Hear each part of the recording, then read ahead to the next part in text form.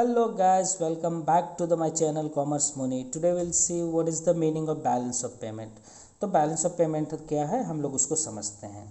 तो जो भी गवर्नमेंट है वो या हमारा गवर्नमेंट हो या फिर किसी और विदेश का गवर्नमेंट हो, हर गवर्नमेंट ये जानना चाहती है कि हमारा देश दूसरे देशों के साथ जो भी ट्रांजैक्शंस कर रही है उसका वो रिकॉर्ड रखती है। तो जो रिकॉर्ड रखती है उसे ही बोलते हैं बैलेंस ऑफ पेमेंट। तो बैलेंस ऑफ पेमेंट क्या है?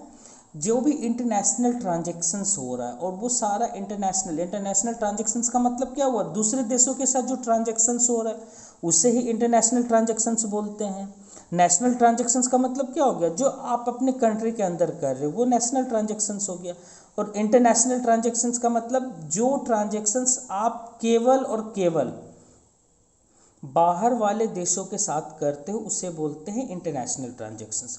तो जो भी इंटरनेशनल ट्रांजैक्शंस हो रही हैं उन सारे ट्रांजैक्शंस का रिकॉर्ड हम लोग जहाँ पे रखते हैं, जिस बुक में रखते हैं, उस बुक को ही क्या बोलते हैं? Balance of payment.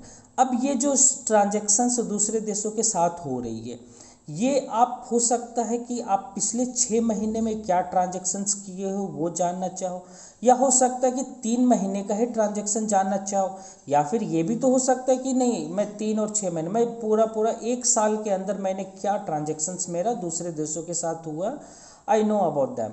तो वो सारा का सारा क्या हो गया? जो रिकॉर्ड आप लोग जो इंटरनेशनल ट्रांजैक्शंस का रिकॉर्ड आप लोग जहाँ पे रख रहे हो उसे ही बोलते हैं बैलेंस ऑफ पेमेंट। तो बैलेंस ऑफ पेमेंट क्या? It's an accounting statement that provides a systematic record of all economic transactions. वो क्या करता है? एक सिस्टमैटिक रिकॉर्ड हम लोगों को दिखाता है, मतलब एक सिस्टम वाइज रिकॉर्ड होता है। ऐसा नहीं कि मतलब रैंडमली कोई भी ट्रांजेक्शन्स हुआ और हम लोगों ने जैसे तैसे लिख दिया।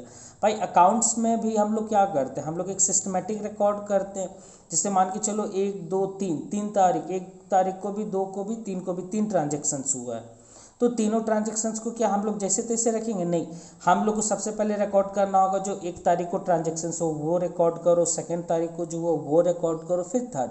ऐसा नहीं कि पहले तीसरा तारीख वाला आपने ट्रांजेक्शन्स रिकॉर्ड कर दिया, फिर सेकेंड, फिर फर्स्ट। ये हो गया रेंडमली, आप अपने मनमाने ढंग से रिकॉर्ड करो। तो वो क्या होना चाहिए? एक सिस्टमैटिक रिकॉर्ड होना चाहिए, एक अच्छे से रिकॉर्ड होना चाहिए। ऑल इकोनॉमिक ट्रांजेक्शन्स कैसा? ये इकोनॉमिक ट्रांजेक्शन्स क्या हो सकता है? ये ट्रांजेक्शन्स हो सकता है गुड्स का, सर्विसेज का, या फिर यूनिलेटरल ट्रांसफ़र भी हो सकता है, या फिर कुछ फाइनेंशियल एसेट्स अगर आप खरीदते हो तो उसका भी ट्रांजेक्शन्स इसमें आता है। तो मोटी सी बात, इंटरनेशनल ट्रांजेक्शन्स का मैं बात कर रहा हूँ। और जो भी इकोनॉमिक ट्रांजेक्शन है between a nation the rest of the world, और ये कैसा मतलब एक कंट्री दूसरे देशों के साथ जो भी ट्रांजेक्शन्स कर रही है उनका सारा रिकॉर्ड को ये रखता है, यही बीओपी हो गया। तो ये अब हम समझते हैं कि इकोनॉमिक ट्रांजेक्शन्स क्या है। इकोनॉमिक ट्रांजेक्शन्स का मतलब हो गया कि हम लोग क्या क्या ट्रांजेक्शन्स बाहर वाले देशों के साथ करते हैं। तो पहला विजिबल आइटम वो हो सकता है, इनविजिबल हो सकता है, यूनिलेटरल हो सकता है, कैपिटल ट्रांसफर हो सकता है। अब दूसरे देशों के साथ अगर वस्तुएं या फिर कोई सामान जिसको आप छू सकते हो, जिसको आप देख सकते हो, उसका ट्रांजेक्शन्स कर रहे हो।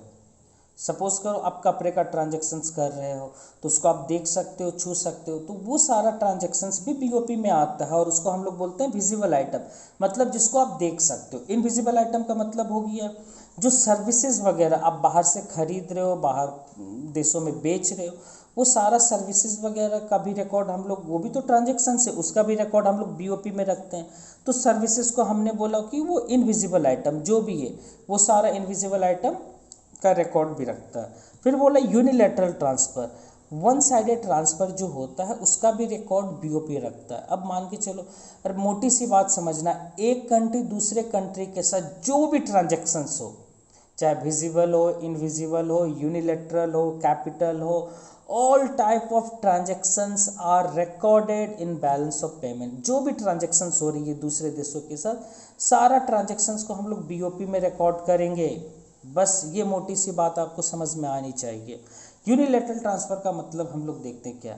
यूनिलैटरल का मतलब हो गया वन साइडेड ट्रांसफ़र। सपोज करो आपका बर्थडे है, मैंने आपको कुछ गिफ्ट दिया, तो गिफ्ट दिया उसके बदले में मुझे तो कुछ मिला नहीं, ऐसा तो नहीं कि उसके बदले में आपने मुझे पेमेंट कर दिया, वो हो गया वन साइडेड ट्रांसफ़र।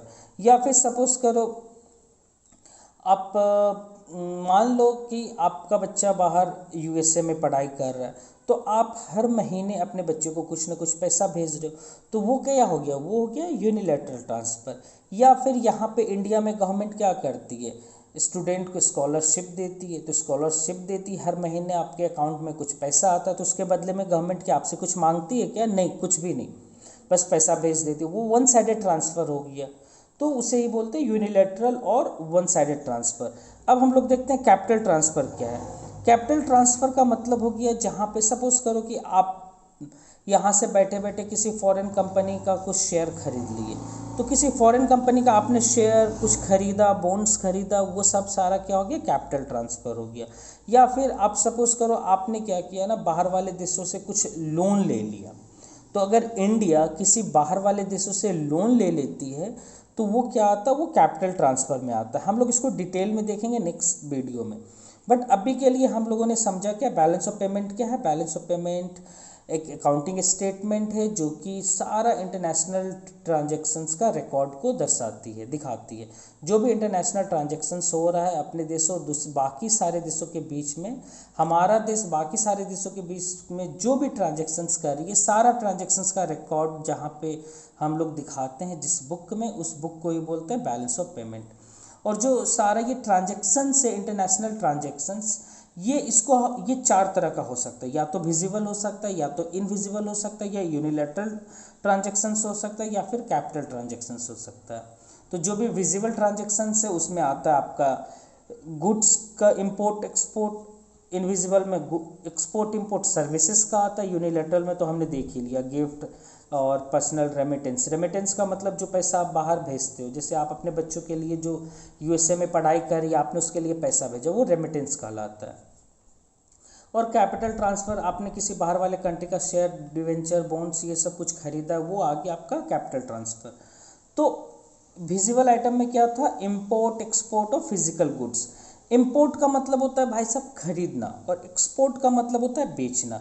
तो जो भी गुड्स, जो भी आपने सामान बाहर से खरीदा है या फिर बाहर देशों को बेचा है, उसका रिकॉर्ड हम लोग विजिबल आइटम में रखेंगे, मतलब जो वस्तुएं का। और अगर सर्विसेज कुछ खरीदा है और बेचा है तो उसका वो कहलाता है इनविजिबल आइटम में। ठीक है, तो मुझे लग रहा है कि ये अब आपको क्लियर हो गया। अगर आपको वीडियो पसंद आया तो प्लीज़ आप लाइक करें, सब्सक्राइब करें, अपने दोस्तों में शेयर करें। Thank you guys, thanks for watching this video.